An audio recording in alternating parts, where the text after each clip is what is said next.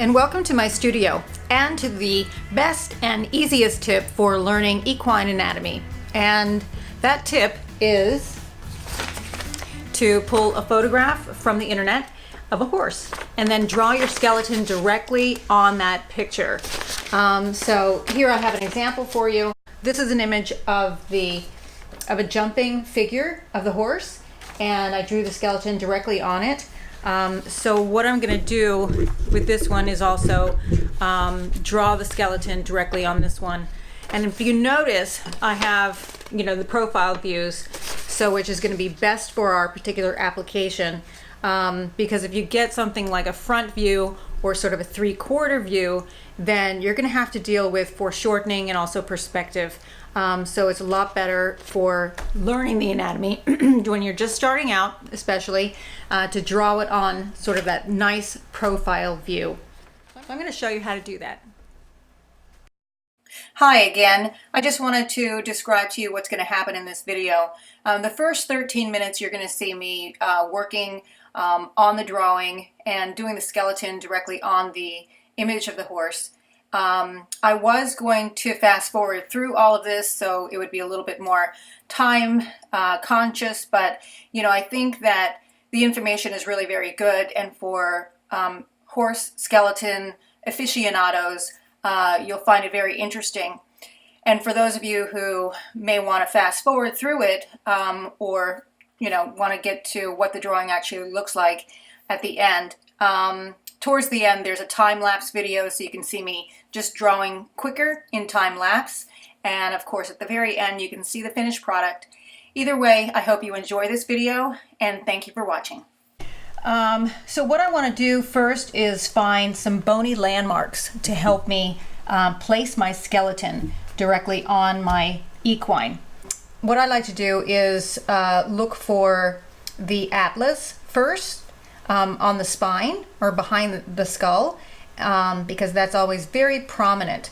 So you can find that, and then also just draw the sort of the under line of the spine and how it curves around and goes into the middle of the chest wall. Okay, and I'm drawing very, very lightly. And then also look for other bony landmarks. So that would be like the withers, of course, those are very bony, and also where the scapula is. Okay, so that top of the scapula is really going to show up very well. Okay, and so then there are also some other bony landmarks which happen with the point of the shoulder, which is at the humerus.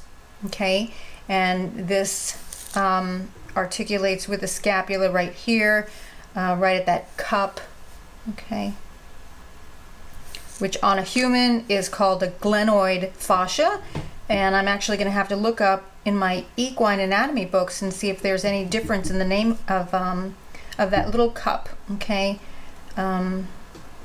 where the bone connects, where the two bones meet to create that joint. So then just drawing in a little bit of humerus. Also the elbow of the horse, which is also the elbow of a human, is that bony olecranon. Okay, and again, I'm not sure if it's called an olecranon on a horse, but it is on a human.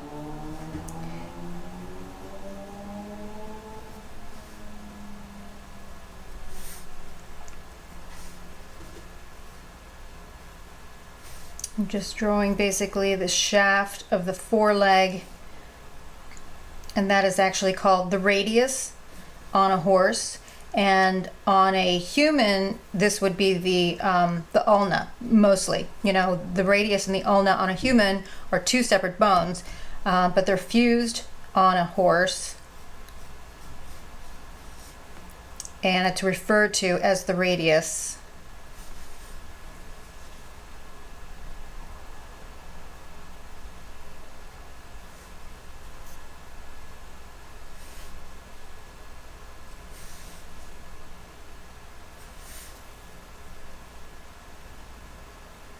and then the smaller cuboid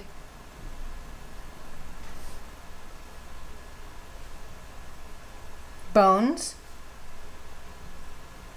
carpals. And then also on my picture, I didn't realize my horse had boots on. And so when you pull your image of the horse, try not to get any kind of apparatus on the horse so that you can just concentrate on the anatomy and draw all the way down as far as you can go into the hoof, right? Okay, so another bony landmark which comes to the surface of the skin is that false hip, okay? So we want to place that just basically, okay? And then come all the way over here to the bump on the back side of the horse,